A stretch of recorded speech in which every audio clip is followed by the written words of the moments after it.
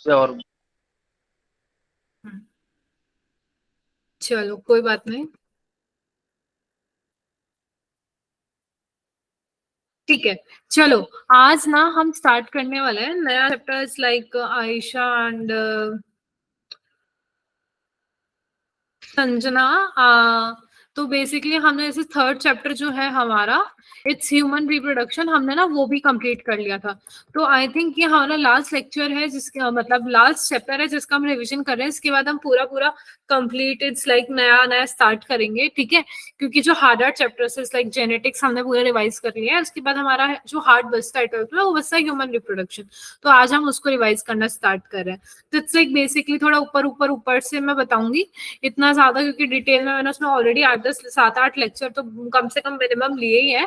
तो आज मैं आपको आइडिया दूंगी कि उसके अंदर क्या होता है क्या नहीं, तो आपको उसमें काफी हद तक ना समझ आ जाएगा, ठीक है। और अगर आपको नहीं समझ आता है तो आप एक बार रिकॉर्डेड लेक्चर्स भी देखना, ठीक है।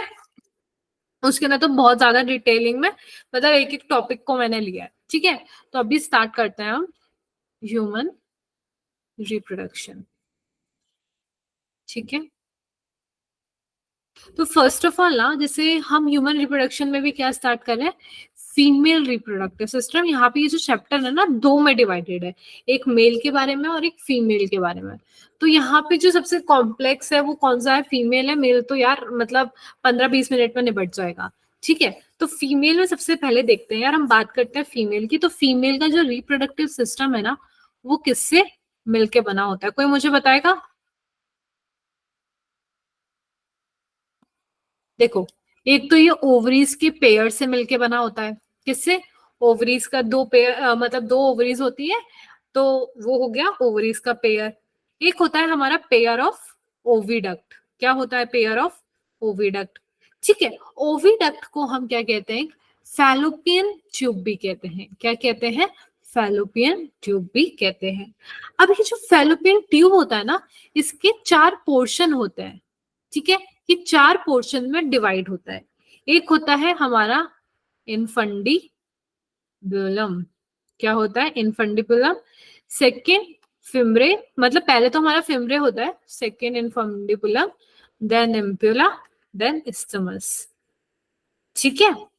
देखा है आपने कुछ ऐसा स्ट्रक्चर होता है, चलो वो मैं आपको, wait a second.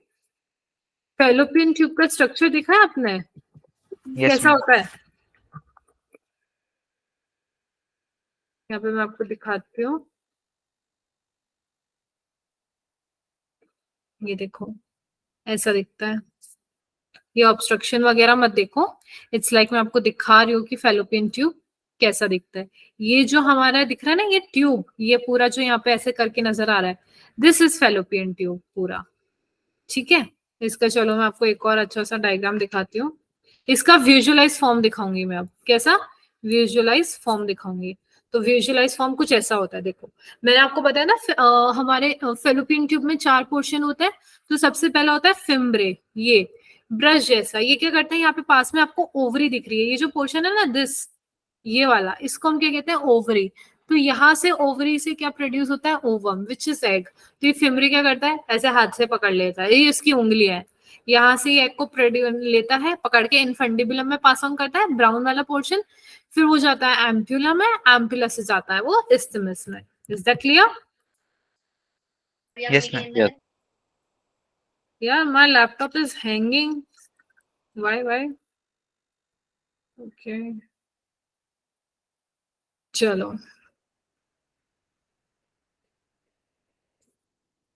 O God, देखो मैं आपके लिए यहाँ पे पेस्ट कर देती हूँ इसको।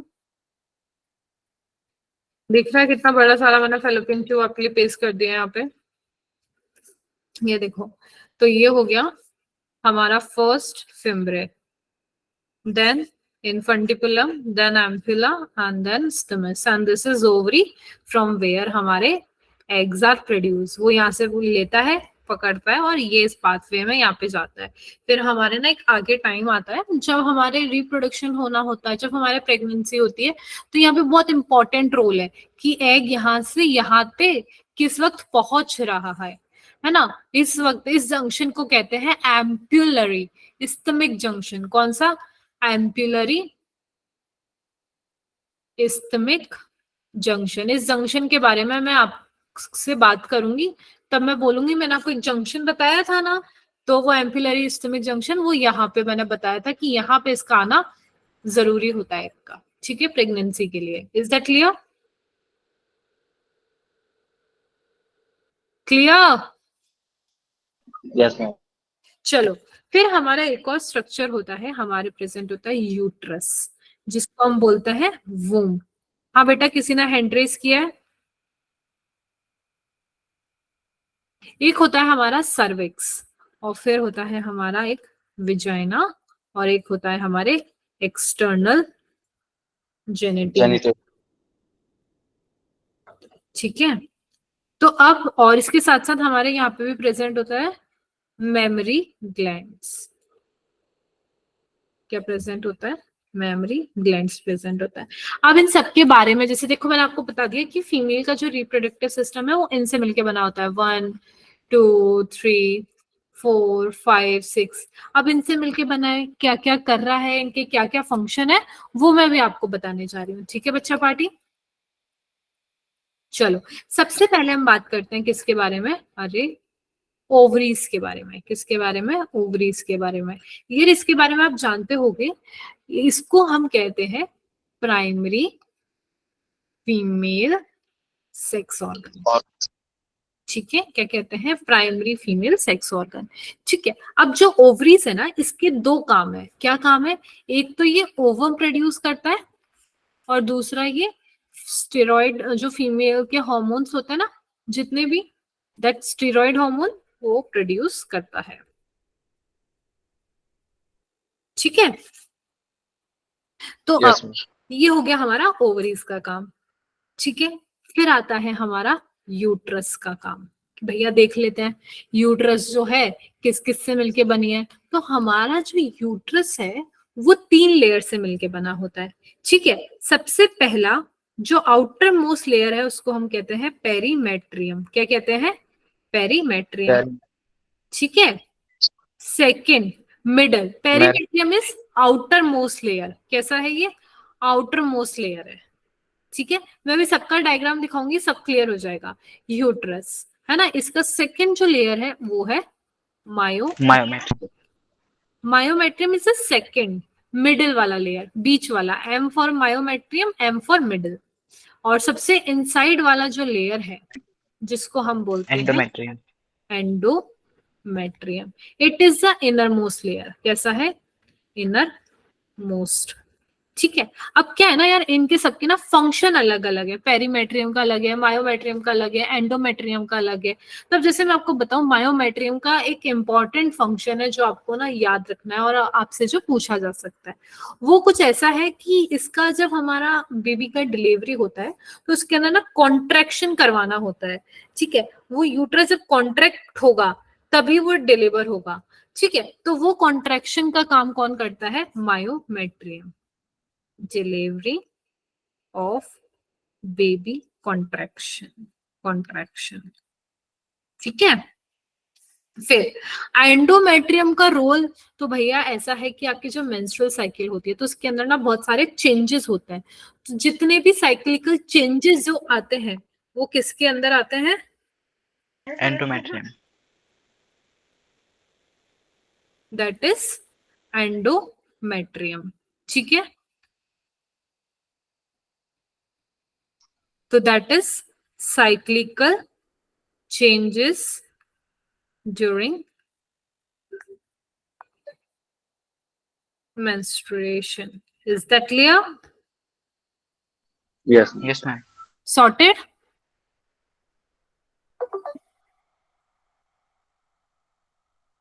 चलो, इसके आगे अपन बढ़ते हैं। आगे है हमारा क्या? एक्सटर्नल जेनिटिलिया। क्या है? एक्सटर्नल जेनिटिलिया।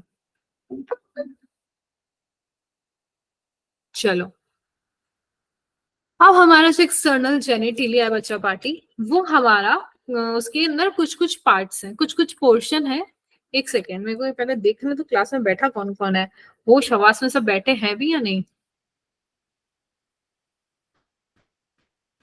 ओके, चलो, एक्सटर्नल जेनिटल जो आउटर मोस्ट पोर्शन होता है, यानी कि जो विजिबल पोर्शन होता है बाहर की तरफ, ये हम उसके बारे में बात कर रहे हैं। तो इसके अंदर कुछ कुछ ऐसे पोर्शन है। एक हो गया हमारा मॉन्स प्यूबिस।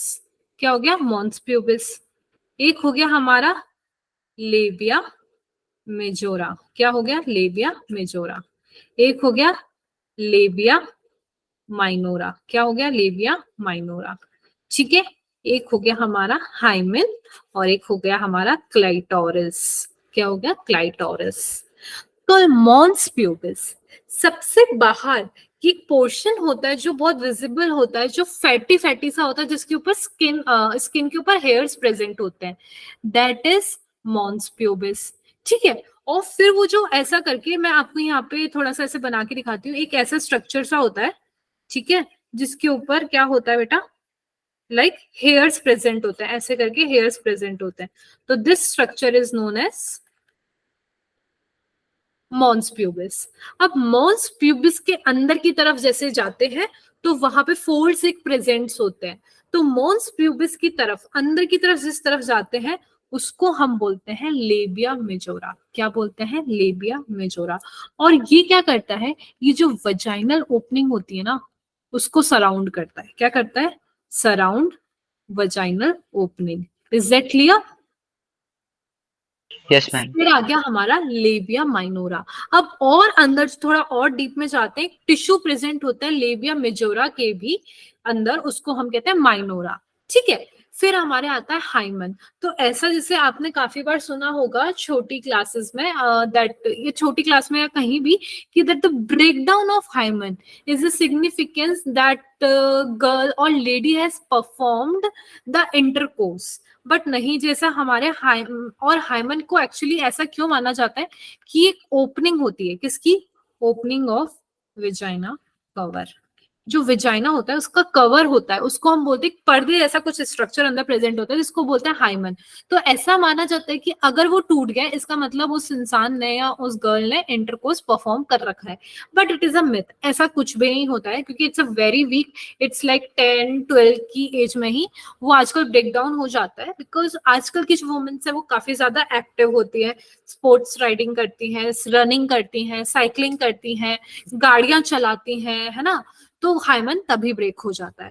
पहले के जो वुमेन्स थे वहां पे वो सिर्फ घर में रहते थे, वो कुछ भी नहीं करते थे, उनकी फिजिकल एक्टिविटी कुछ नहीं थी, तो तब हाइमन, एक सेकेंड, तब हाइमन ब्रेक नहीं होता था। तो इसीलिए ऐसा पहले माना जाता था और अब नहीं माना जाता है। Is that clear? अब बोलो, Yes, ma'am. बोलो बोलो, कुछ बोल रहे थे? चलो, ठीक है। फिर अब लेबिया माइनोरा, मैंने आपको बताया, लेबिया माइनोरा के ऊपर एक ऐसा ट्राइंगुलर पॉइंटेड एक यूरिथ्रल ओपनिंग प्रेजेंट होती है। क्या होती है? यूरिथ्रल।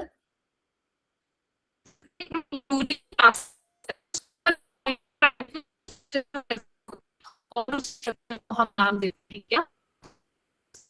ठीक Yes. है। No. चलो, इसके के बारे में, हाँ के बारे में मैम, वॉइस ब्रेक हो रही है आपकी। क्या? आपकी वॉइस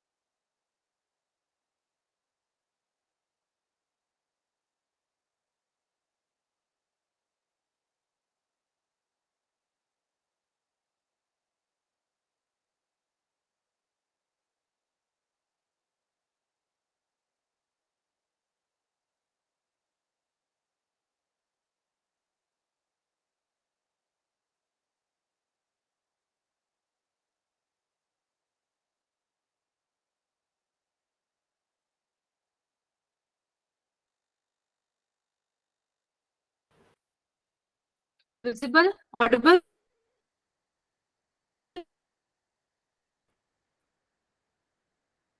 Yes,